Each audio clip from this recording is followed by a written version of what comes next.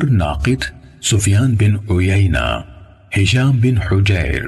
تاؤ سے روایت ہے، کہا حضرت ابن عباس رضی اللہ عنہما کے پاس ایک کتاب لائی گئی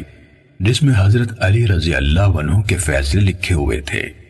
تو انہوں نے اس قدر چھوڑ کر باقی سب کچھ مٹا دیا، اور سفیان بن عیینہ نے ہاتھ جتنی لمبائی کا اشارہ کیا۔ صحیح مسلم حدیث نمبر 23۔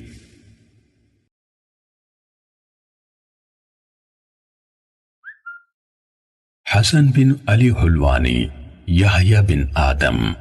ابن ادریس، اعمش، ابو اسحاق سے روایت ہے، کہا